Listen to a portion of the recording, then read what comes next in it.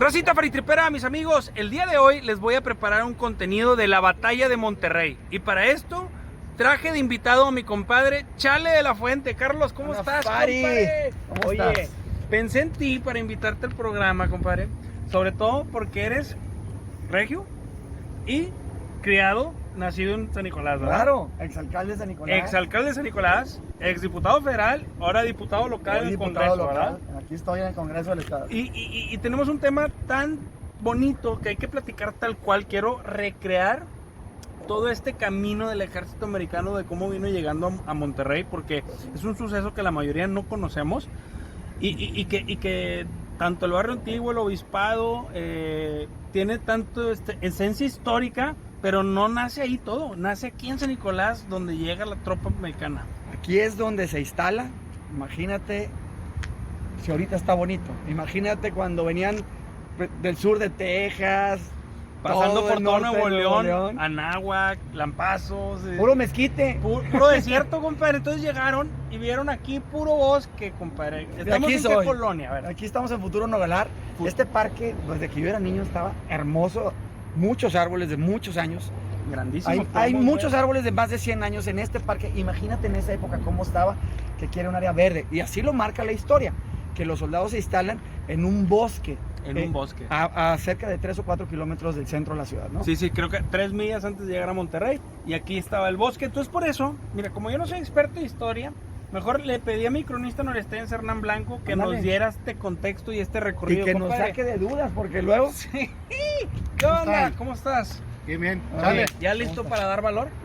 Claro que sí, raza. Pues todos dicen que la batalla de Monterrey empieza el 20 de septiembre de 1846, pero un día antes llegan las tropas americanas del coronel Zachary Taylor y se enamoran del Nogalar de Santo Domingo. Un lugar lleno de hermosos árboles y ojos de agua que ellos lo describen con una magnitud de 40 acres. Es un espacio muy grande. San Nicolás, toda esta parte eran áreas de sembradío en esa época y de mucho ganado. Entonces me imagino que lo que describe la historia es parte de la esencia nicoleita. Que aclarando que en esos años todavía no existía el municipio de San Nicolás. No, eran 2, 3 haciendas importantes que había aquí en... Así es, y están tan enamorados de este lugar que posteriormente a la capitulación de Monterrey siguen estableciendo aquí su campamento 2 años más. Ya desde aquella época te enamorabas de San Nicolás. Imagínate. Pues es que San Nicolás se funda despuesito Monterrey con una de las familias. Diego Díaz de Berlanga era el escribano de Diego de Montemayor. Él firma también parte de la fundación de Monterrey. Sí. Y él es quien funda el municipio de San Nicolás el 5 de febrero del año 1597. ¿Cuántas familias venían en esa fundación? Venían 12 familias. 12 familias, entre ellas Diego Díaz de Berlanga. Pues raza, ¿quieren saber un poquito más de la batalla de Monterrey? Lo invito a que se quede en este contenido y que nos acompañe en la trayectoria de lo que vamos a mostrarles. Bueno, racita, pues a lo que me platicas, Hernán, aquí era donde empezaba Monterrey en 1846, compadre. Así es, nos encontramos aquí en la esquina de Eres del 47 y la calle Washington. Este era el extremo oriente de la ciudad. Recordemos que las tropas del general Taylor se encontraban en el Nogalar. El camino más natural para ellos era la antigua carretera Roma, lo que hoy conocemos por Félix U. Gómez. Llegan y se topan aquí, en este punto. Este punto es el barrio de las tenerías y se le conoce así por la gran cantidad de tenerías, pero la que resalta es una, la tenería de Don Camilo Gutiérrez, la cual contaba con edificaciones y construcciones de más de 40 centímetros de espesor, por lo cual el ejército mexicano se atrincheró dentro de esta tenería. El ejército mexicano venía retrocediendo y ahí se atrinchera. Aquí se atrincheran, así es. De hecho, aquí se da uno de los combates más sangrientos de la batalla, que tiene alrededor de unas 400 bajas. Oye, bueno, pero como decía la comadre Lluvia Carrillo, bagarajéala más despacio, compadre. Okay. Mucha gente que nos está viendo aquí no sabe ni, para empezar, ni qué es una tenería. Charle, platícales a la raza. Mira, yo sé una tenería. O me quiero imaginar, porque en San Nico también había tenerías, en todos lados me imagino que había tenerías, que es donde trabajan la piel del ganado, y pues bueno, aquí toda la zona norte del país, en aquella época, pues era de producción de ganado, ¿verdad? Estamos en lo correcto, cronista. Así es, por eso se le llama tenería. Exactamente. Compadre, todo regiomontano, todo nuevo leonés tiene que ubicar este puente, chale, ¿sí o no? Pues mira, yo no sabía que este marco era para la foto. Ya me tomé dos, tres fotos, ahora como dicen los chavos, mamadoras, aquí en el puente. Pero aquí me están explicando la importancia de este puente, que yo no la conocía. Así es. Raza, chicos, pues nos encontramos en el puente de Diego de Montemayor, anteriormente conocido como Puente de la Purísima y lugar de la batalla de la Purísima, una de las batallas emblemáticas más fregonas de la intervención americana en Monterrey, porque aquí ganamos una de las batallas. Porque aquí es lo que me platicabas entonces, es donde toda la gente de lo que hoy se conoce como el barrio antiguo, compadre, ayudaron al ejército a resguardar todo el área, ¿verdad? Así es. El ejército mexicano, al verse superado en milicia por las tropas americanas, empiezan a tener un poquito de duda sobre si van a ganar el combate. Y es aquí donde la valentía, el patriotismo y el sentimiento de ser regios de los habitantes del barrio antiguo se llenan y vienen y ayudan al ejército mexicano. Pero muy interesante la parte donde ya el ciudadano se pone del lado del ejército porque viene el enemigo encima y pues prácticamente si entra se va a meter a la ciudad, ¿verdad? Que fue lo que sucede luego en otras batallas. Muchos me preguntan, pues tú me preguntabas, Chale, que por qué se llama Puente de la Purísima si el barrio de la Purísima está más lejos. Se le llama Puente de la Purísima porque aquí antes de que estuviera esta construcción existía una Virgen de la Purísima y era el punto más importante de cruce de los ciudadanos. Al saber de que viene la intervención americana y que este puente corría el riesgo de ser demolido, la Virgen es trasladada al obispado. Más tarde vamos a ver otra réplica que está allá. Ok, interesante, aprendimos algo nuevo el día de hoy. Algo nuevo. Raza, nos encontramos en este tercer punto, en el Hospital del Rosario, actualmente el Museo Estatal de las Culturas Populares. Aquí se da la batalla del Fortín del Rosario. Este hospital sirvió en ese tiempo como hospital de sanidad para el ejército mexicano, pero por donde se ve aquella barda blanca se erigió un fortín. También se dice que fue aquí donde se da uno de los primeros episodios y actos de bondad por parte de los ciudadanos regios. Aquí empezaron a trasladar a los americanos que estaban heridos y el mismo hospital que tenía el objetivo de curar al ejército mexicano le dio auxilio a estos soldados americanos. Incluso se dice que fallecieron 2 generales a los cuales se les sepultó con todos sus honores y con todos sus derechos.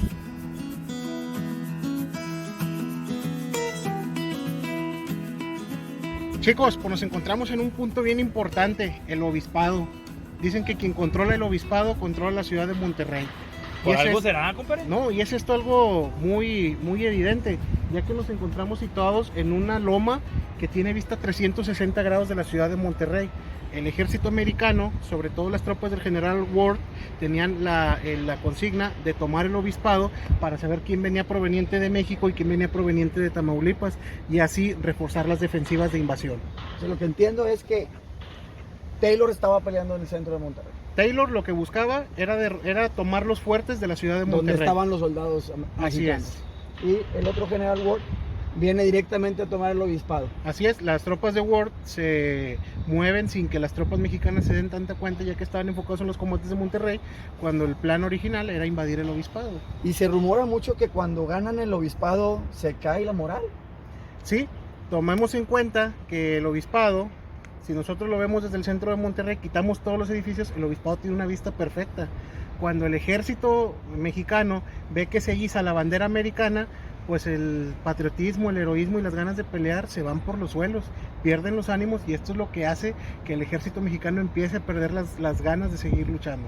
O sea, estando en pleno proceso, pierden el obispado y se desmoralizan las tropas. Así Fíjate es. qué interesante. Y aquí se da un combate muy fuerte porque aquí es donde ya se utilizan morteros, se utilizan cañones, se utiliza todo este tipo de maquinaria bélica que incluso aquí en el obispado podemos ver en la fachada. Si ustedes ven el mausoleo de la Virgen, no tiene cabeza, no tiene manos y todo el obispado se ven huellas de las balas. No había visto ese tema de la cabeza de la Virgen. Oye, y aquí el obispado era porque aquí estuvo un obispo, pero fue un corto tiempo, ¿no? Hoy en día es un museo. El nombre original del obispado es Palacio Episcopal de Monterrey. Se construye de 1787 a 1789. Okay. Funcionó 2 años como obispado y después tuvo muchos usos, principalmente el militar, pero ese se los vamos a platicar en el marco del aniversario del obispado. Excelente. Chicos, pues nos encontramos aquí en las calles de Doctor Cos y Morelos. Aquí se da la batalla de Santa Rita el 23 de septiembre. Aquí se da un episodio bien fregón, porque aquí es donde se da el combate urbano. Aquí ya no había fuertes, ya no había fortines. Aquí el combate fue, se metían los soldados a las casas y iban defendiendo casa por casa hasta llegar a lo que es el museo, el hospital de Nuestra Señora del Rosario. Aquí se da también la leyenda de la doncella de Monterrey, que era una dama que rescataba soldados americanos y soldados mexicanos y los llevaba al hospital. Por igual, ¿verdad? Así Ella no es. distinguía entre nacionalidades porque esa leyenda dice que esta mujer ayudaba a todos por igual y los rescataba. Así es, y este es un tema bien fregón porque eso es lo que ha hecho que los americanos le tengan un respeto fregoncísimo a la gente de aquí de Mira, Monterrey. qué interesante que una persona, a pesar de verse amenazada por las tropas americanas, como quiera todos los soldados caídos los iban apoyando, ¿verdad? O sea, Así es. Y entonces aquí esta batalla se da de esa forma porque el ejército mexicano empezó a evacuar el Fortín del Diablo cuando ya el ejército americano lo había tomado. Empezaron a repelerse. tradicionalmente escuchamos de la batalla de Monterrey, los fortines. Así es. Y aquí esta parte, pues ya prácticamente pues ya están en el centro de la ciudad, están controlando los americanos al ejército mexicano. Así es, ya tenían cercado al ejército mexicano, ya lo tenían cercado, entonces lo que hacen nada más es estarse resguardando. Chale, ya que estamos aquí en el barrio antiguo, aquí se puede distinguir el tipo de edificaciones. Vemos esta estructura de sillar, donde hacían esto para que el agua no penetrara dentro de las casas. Estas construcciones que tienen más de 100 años están protegidas por el INAH. Y tú puedes ver que este tipo de ventanales, este tipo de protecciones, así era para que pudiera correr aire y pudiera entrar por todo y que se estuviera... Y tener un poquito de seguridad, ¿no? También, para Claro. dejarla abierta toda la noche. A dejarla abierta y que corriera aire y pudiera, por recuerda que en aquellos años pues no había el mini split para todos los chavitos que Como ven ahora, ahorita, ¿no? que nomás llegan y le pican al on. Y muy importante porque esta parte del centro del barrio antiguo es la parte icónica de la cultura, de cómo se vivía en Monterrey. Ya prácticamente todo lo demás pues, se ha ido tumbando para hacer construcciones nuevas y qué bueno que esta parte está protegida. Está protegida. Así es. Raza, pues nos encontramos en un punto de la batalla de Monterrey muy lamentable para nosotros los regios, ya que es en esta esquina, en la esquina de Morelos y Escobedo, donde se da la capitulación de Monterrey. Aquí se pierde la última batalla. Aquí, ya después de batallas por el poniente y por el oriente de la ciudad, el ejército mexicano desanimado, superado en número de milicia, sin armamento, sin municiones, pues se ven en la necesidad de que Pedro Ampudia busque a Zachary Taylor después de meses de batallas en todo México y en todo Estados Unidos. Y es aquí en este lugar donde se da el primer encuentro. Es interesante. Donde buscaban ellos una tregua, y fue tanto el cabildeo que el ejército americano acaba capitulando en Monterrey en la madrugada. Fíjate, y de ahí se hace una relación entonces con la parte sur de los Estados Unidos. Así es. Oye, y todas estas placas, yo lo quiero mencionar, todas estas placas que hemos estado recorriendo, me imagino que es el recorrido histórico de la batalla. Así es. Mira, ahí de hecho dice recorriendo tu historia.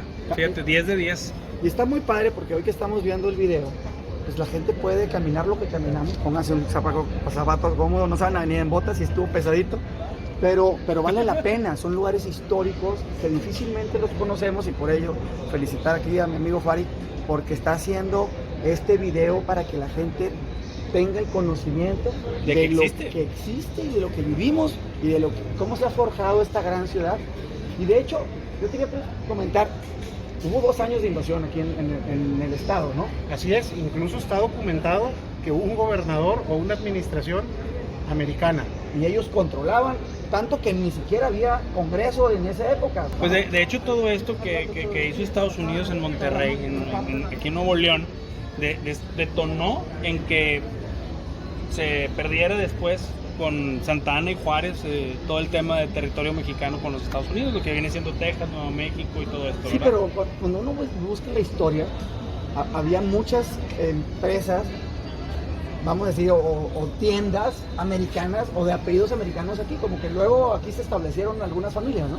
Así es, como el tema de la calle Washington, que ya en otra cápsula se los vamos a dar a conocer. Ándale. ¡Ay! Así le hizo un huevo. De hecho, aquí en el Congreso del Estado están en el muro de honor con letras áureas a los héroes de la batalla de Monterrey de 1846. Pues amigos, la historia nos hizo llegar a terminar este concepto en Mamulique. ¿Por qué Mamulique? Explícanos. Mamulique, el nombre, sé que es por los indios que estaban aquí en la región, ¿no? Sí, de hecho está documentado que hay una lengua muerta étnica del noreste de México y del sur de Estados Unidos que es una lengua mamulique. Pero ¿y qué tiene que ver con la guerra de México contra Estados Unidos? Ok, les voy a platicar. Este es un tema bien fregón y esto no nada más es durante la batalla de Monterrey, sino durante los años posteriores que el ejército americano y el gobierno americano administró Nuevo León. Se dice que durante la época de la guerra de la batalla de Monterrey no había quien abasteciera de víveres y de insumos al ejército americano, pero en su paso cuando llegan por primera vez dan con esta hacienda de Mamulique y ellos dicen que es un lugar donde se dan excelentes frutas, excelentes carnes y excelentes víveres, además de una bebida alcohólica muy sabrosa. Nosotros pensamos que es la caña o el mezcal.